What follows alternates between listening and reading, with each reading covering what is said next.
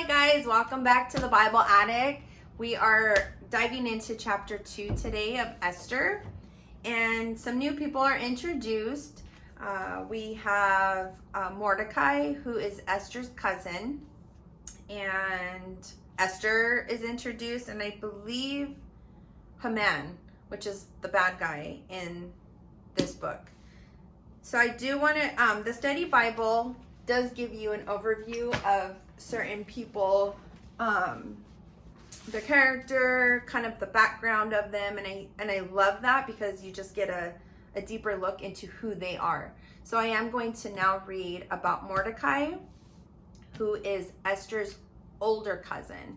So here we go. Following Jerusalem's last stand against Nebuchadnezzar, Mordecai's family was deported to Babylonia. He was probably born in Susa, a city that became one of Persia's capitals after Cyrus conquered Babylon.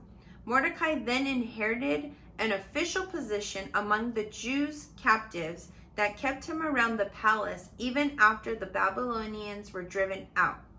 At one time, when Mordecai overheard plans to assassinate King Xerxes, he reported the plot and saved the king's life.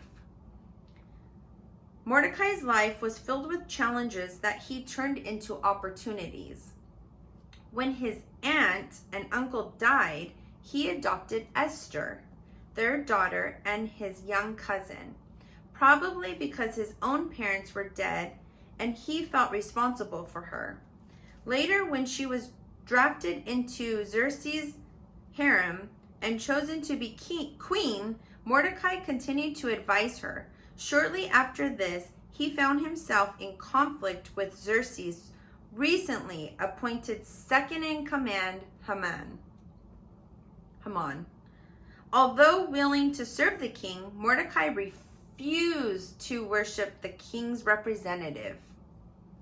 Haman was furious with Mordecai, so he planned to have Mordecai and all the Jews killed. His plan became a law of the Medes and Persians, and it looked as though the Jews were doomed. Mordecai, willing to be God's servant wherever he was, responded by contacting Esther and telling her that one reason God had allowed her to be queen might well be to save her save her people from this threat. But God had also placed him in the right place years earlier. God revealed to the king through his nighttime reading of historical documents that Mordecai had once saved his life, and the king realized he had never thanked Mordecai. The great honor then given to Mordecai ruined Haman's plan to impale him on the specially built pole he had set up. God had woven an effective counter strategy against which Haman's plan could not stand. Later, Mordecai instituted the Jewish festival of Purim. He had a lengthy career of service to the king on behalf of the Jews. In Mordecai's life, God blended both character and circumstances to accomplish great things. God has not changed the way he works. He is using the situation you face each day to weave a pattern of godliness into your character. Pause and ask God to help you respond appropriately to the situations you find yourself in today. Great advice. So, the strengths and accomplishments of Mordecai. He exposed an assassination plot against the king, cared enough to adopt his cousin, refused to bow to anyone except God. Great advice for today, 2020. Took Haman's place as second in command over Xerxes. Now, we have not read chapter 2, but these are all what we're going to find out. And then lessons from his life.